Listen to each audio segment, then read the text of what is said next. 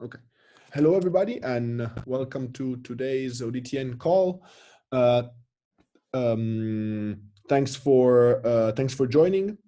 Sorry if I had to move it around the call, but fortunately, due to my many commitments with the Volta project here in Berlin, my schedule is pretty packed. So moved it around. I was also made aware, and thanks Gert for that, that this call conflicts weekly with the PSC group call. So might look at moving it or at least making it bi-weekly so people can attend one and the other. Sometimes I'll think about something and see where that ends up on.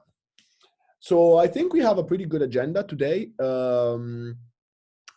Just an update on where we are on a few things and what is going to happen in the next, I think, upcoming days and weeks. So I know the PLC network guys have the last working element to do on the device description discovery consolidation. Everything else is pretty good. And it's working, at least as far as I know. So that's the one we're waiting. There was an idea of an upcoming patch on January the 10th, but that's not really something that happened. So I think they're continuously working on it. But in the meantime, what they did was bit error rate, CLI, and GUI that includes and shows the bit error rate on both the UI and the CLI. And that is something that everybody can use. I would say, please do test it with any other device that you might have at hand that speaks OpenConfig, and let me know the test results of those. Okay, any questions?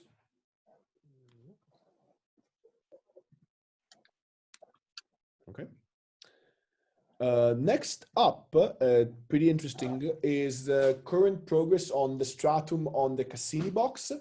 That is going very well. The PR is getting updated, and as far as I know, the integration actually works and they're able to see all the elements in Stratum. And E is working on the ONOS drivers for GNMI. That are pretty that's going to happen. That's pretty easy to make. They're going to happen in the next upcoming weeks. The idea is to demo this at the 3rd of March at OCP, and the demo of this will be a leaf spine fabric, a multi-stage leaf spine fabric with a central office with 2x4 and a field office with a 2x2, where the two spines here and in the central office and the field office will be comprised of Cassinis with directly connected links over 200G transceivers with 16-QAM modulation. And those are going to be controlled by a unified trellis and ODTN set of applications. So this is going to be the demo that we're going to do at OCP in March, in the first days of March in San Jose. And to do this, again, there are two elements that need to come together. One is the PR for Stratum itself, and that's almost done. The other one is the drivers for ONOS. Those are also coming together fairly well. I think he's working on them, but they should be pretty straightforward and easy to achieve. Any questions on this? Probably more than a question, because I think the week after is the OFC. Yes.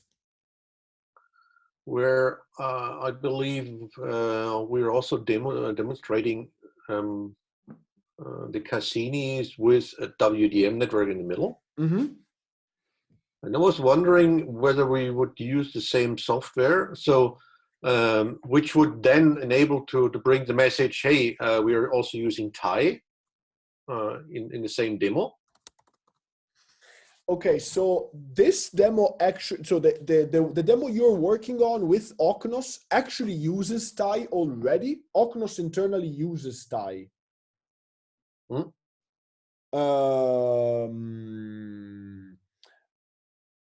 But yours is a valid question. Why don't we use Stratum in that demo? That is because I think that it's the first integration. It's up to us at ONF to make sure that everything works. Yeah, sure. And then we can definitely use it in other demos. But the issue is that to do this, we are catching the integration really at the last minute. Okay. We are still gonna take at least next week to finalize our version of the demo. So dumping a completely new software on you guys for the demo at OFC this time, I don't think it's really feasible. Okay. Yeah. But it might be, Brian is in discussion on this, that we actually bring what we are gonna show at OCP also at OFC, but that's up for debate. I'm not gonna be there because I cannot come this time. But maybe somebody else from ONF will. That is. Well, I mean, we could also consider it then something for ECOG later the year. Yeah. I mean, maybe that's a valid point. That's a very valid point. Yeah, I think that could be a good idea. And again, this is basically a drop-in replacement for ONOS. You could use one of the two. Obviously, ONOS offers something that Stratum doesn't, which is the layer 2, layer 3 capabilities on the box.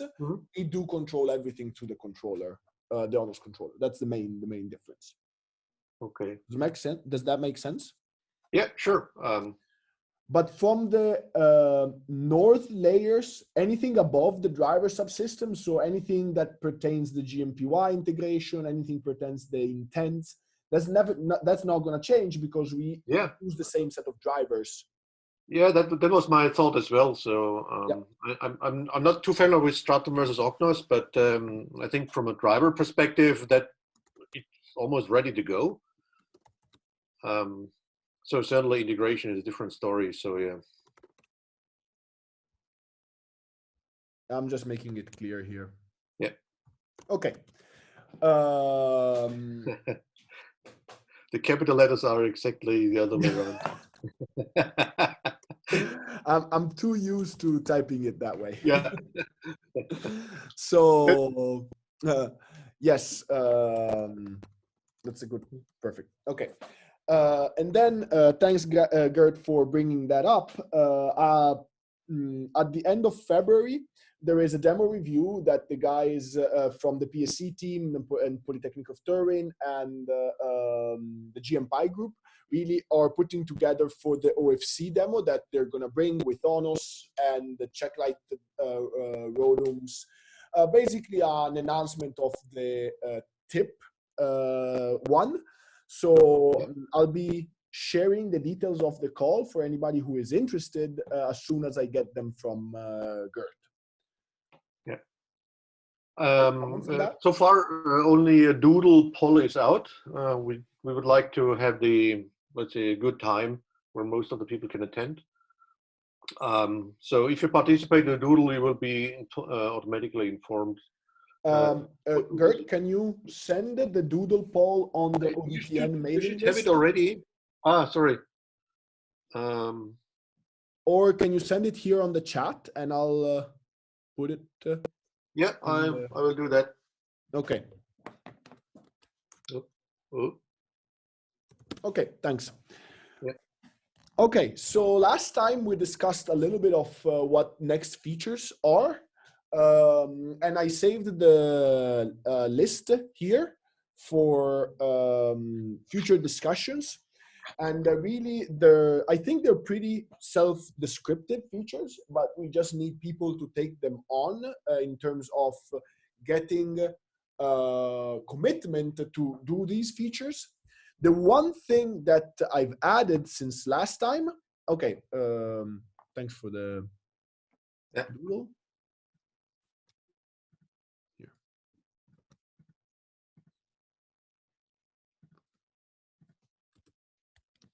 Okay, perfect. Okay, I will reply, and if anybody's interested, do that. I'll also send it over on the email list. Yeah.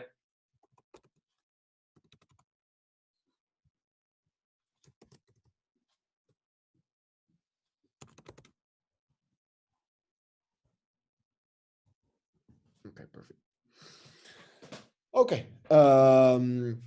The one thing that I added, and I think it's particularly interesting for the work that we are doing in general, is a document that was provided to me by Victor Lopez from Telefonica.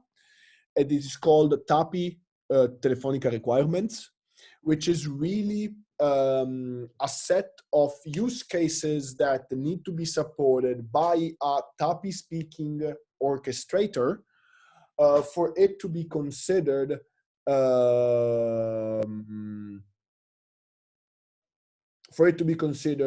in Telefonica's deployment.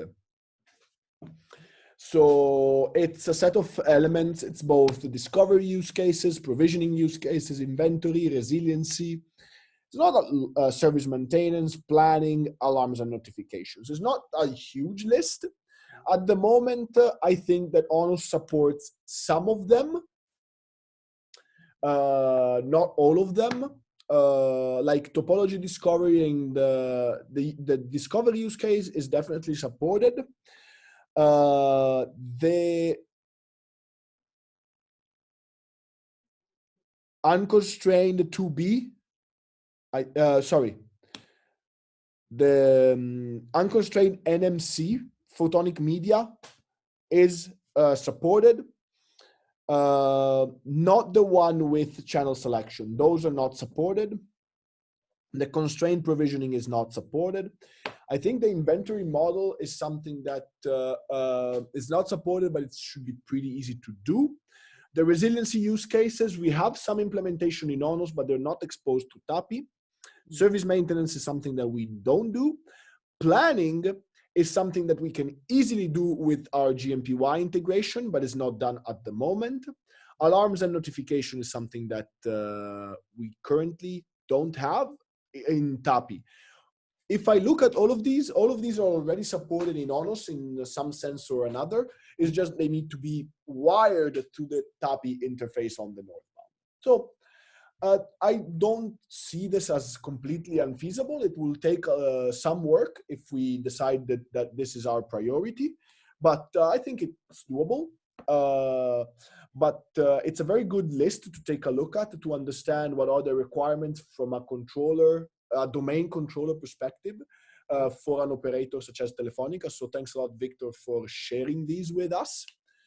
So I encourage everybody to take a look at them, and if they're not clear, we can definitely discuss them in a future call, maybe where also Victor can join us to maybe clarify some of these points.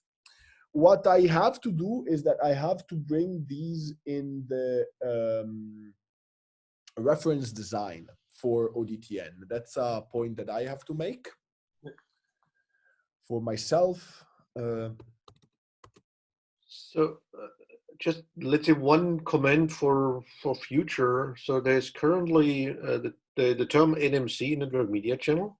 Yes. Is currently again under discussion in ITU, which coined the term because future transponder may have multi-channel interfaces.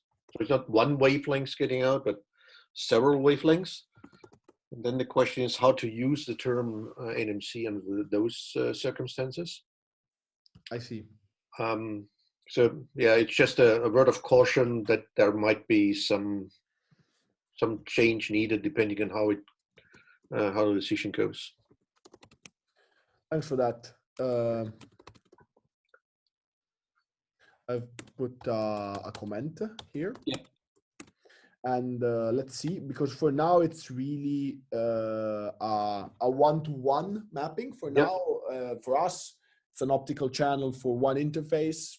And that's the same approach we took also in our integration with the Stratum. We decided to go for one-on-one mapping. Yeah. Because it cannot really support multiple channels. although I have to say, OpenConfig allows a list of optical channels on a component.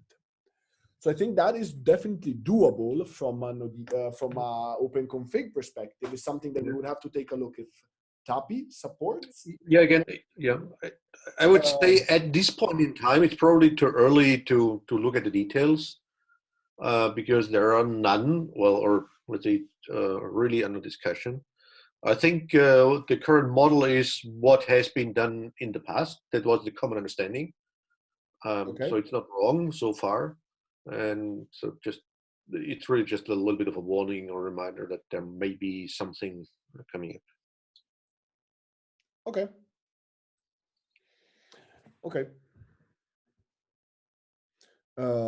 Thanks for that. Do you know when this discussion is going to happen? It started in January. I would guess it will be over by September-ish, October-ish this year, say end of the year. And again, it's mainly related to multi-channel interfaces, which you probably currently we don't have. Okay. So it might still arrive in time if everything goes well. There's also another question I would have is related to Ethernet WDM interfaces. Do we consider something like 400G CR? Are those already considered a model or not? That is a good question. I don't know if it exactly falls underneath here or no, here I don't see them in this list. I was just wondering. So, for example, if you say unconstrained DSR service provisioning on a single, well, beyond 100G, yeah, let's say, okay, what does it mean? Is it OCH OTSI? Then we know what to do. But it could also be an 400G CR, and I'm not sure if this is already considered. Okay. Those are very valid questions. I can definitely make Victor take a look at these and see what he thinks about this current use case and what he thinks about. I believe he has not taken into account the 400G ZR Plus platforms, but it might, and it might as well be that it's already considered in this point. But yes. Yeah, who knows? I mean, and even if it is not considered, knowing that there is, and it's kind of lower priority would be good to know. Mm-hmm. Okay. Yeah, we'll do. I'll make sure that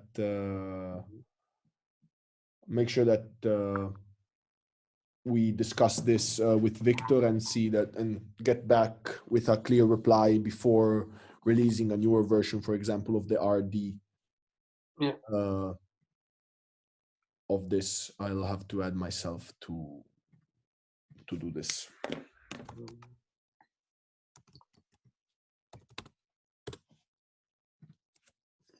Okay. Okay. The rest of it, I think it's, again, stuff that we already talked about in the past, drivers for inline amplifiers and model decision. Yeah. Alarm behavior for more devices, just need to check what is there, what we can use, what we cannot use. And also increment the GMPY integration. This is something that we've been discussing after the TIP Summit demo, and it just needs to be done. I think that's kind of all on my side of these next features. But if anybody has any more thoughts that they would like to see happening in the project, we could happily prioritize them within the list. Yeah, I would more have kind of some corner case questions to that. So one of the things we're doing, let's say in GMPY, is that we consider, let's say if you take a ROADM, there is a booster amplifier and a preamplifier. which from a modeling perspective, we consider them separate. So modeling wise. However, in terms of accessing from a Yang perspective, those parameters, they would probably be accessed via the RODM as an entity. Is this an issue? No, absolutely. Okay. I think we can easily use OpenRODM to OpenRODM for mapping these. No, in OpenRODM it's hidden. Oh, it hides the amplifiers. That's true. Okay. So again, I consider it for the moment a corner case because first we need to define the Yang model for the inline amplifier in general, and then we can take care about where, let's say, how to put it in. Okay. So yeah, that was one thing, and I forgot the other one I wanted to ask.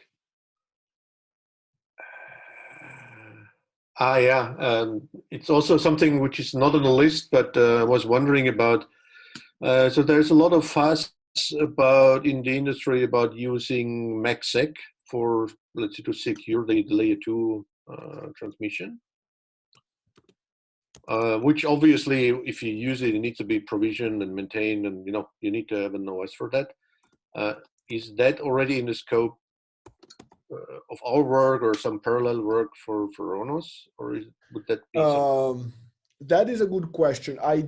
We don't have currently any work that is gonna be around the MACsec, at least to the best of my knowledge.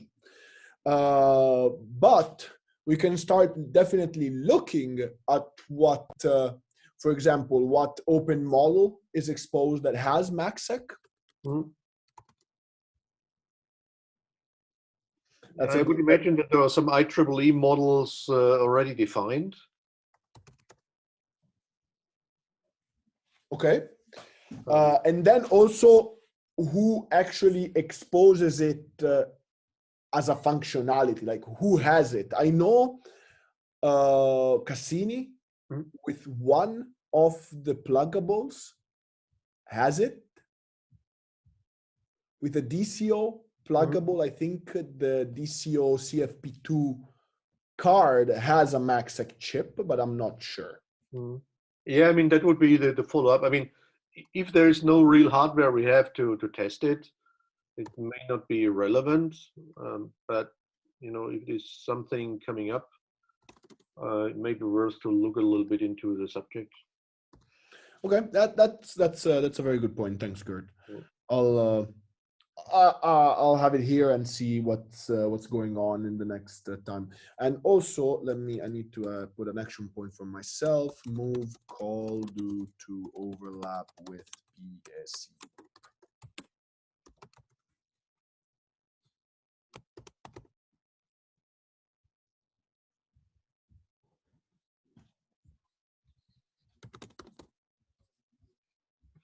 So I'll take an action point on this and see if there is another day that works.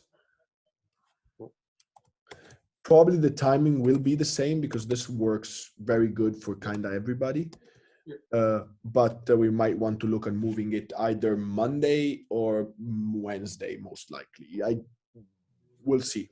I briefly check already Monday. Yeah, that would be okay for me as well. Monday or Wednesday would be best. At least on my end, I mean, I don't know. Yeah, I'll have to send a poll out and see what people think about moving it. It's really about just finding a good time that work for everybody. That's really about it. I think that's a valid point. Okay. Okay. I think that was all on my side. The useful links are still there. I have to go through the Jira issues. I have not done it for this call, so I don't want to go there because it might not reflect the actual work. Any other question, thoughts, points before we close?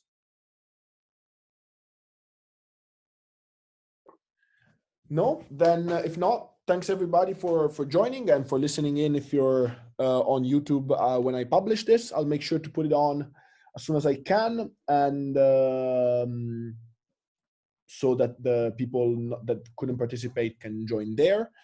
I'll take action points to reply to the doodle poll and send it out over the ODTN mailing list, to think about adding this to the reference design and set up a doodle poll for our call in order to make sure that we have a proper attendance also from the PSC team with which we collaborate closely.